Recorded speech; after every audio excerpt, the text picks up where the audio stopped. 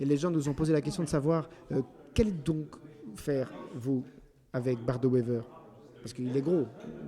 Dans le spectacle, il a toujours été gros. Et il faut savoir que c'est la seule question qu'on nous pose quand on nous voit en rue, c'est « Vous allez faire comment avec Bardo Weaver ?» Eh bien, on va le faire.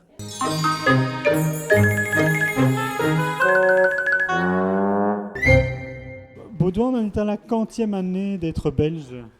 Sois belge et tais-toi, 15 ans, Emma. 15 ans. Et tu crois qu'il lui reste encore beaucoup d'années? Ça va dépendre de l'état de santé général de la Belgique et d'une autre en particulier. Oui.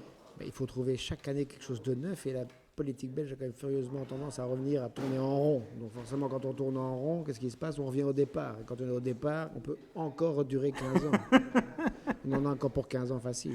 Donc c'est quoi? C'est une revue de fin d'année politique? Oui, c'est une grosse farce politique sur la réalité politique de ce pays. C'est-à-dire qu'il y a quand même pas mal de vrai là-dedans. Donc on n'a pas inventé grand-chose. Simplement, nous, c'est juste pour provoquer une crise de rire, pas une crise politique. Ça change beaucoup, ça permet de prendre une grande distance par rapport à tous ces événements et à se dire que dans ce pays, on a quand même un petit peu de chance d'être dans une démocratie et d'avoir quand même des gens assez responsables qui, dans une situation très compliquée, essayent de faire des compromis. Mais les compromis, vous savez, il y a toujours deux mots là-dedans.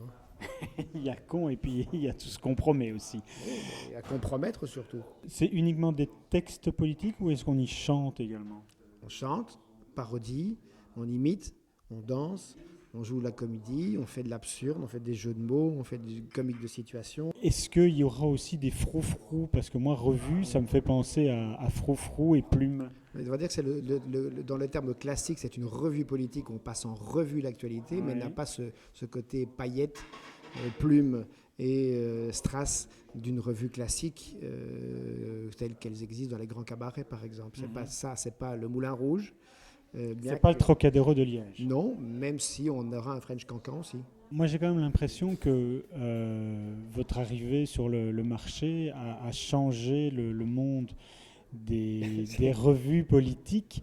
Et est-ce que la revue du Théâtre des Galeries est une concurrence ou est-ce que vous êtes la concurrence du Théâtre des Galeries?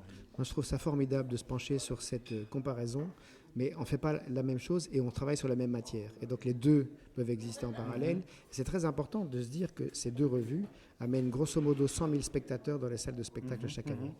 Nous, partout en communauté française et à Bruxelles et même en Flandre, parce que vous n'avez pas de salle spécifique. On joue partout. On va à Gand, on va à Arlon, on va à Bastogne, on va à Wavre, on va en Flandre, on va à Anvers, on va à Gand.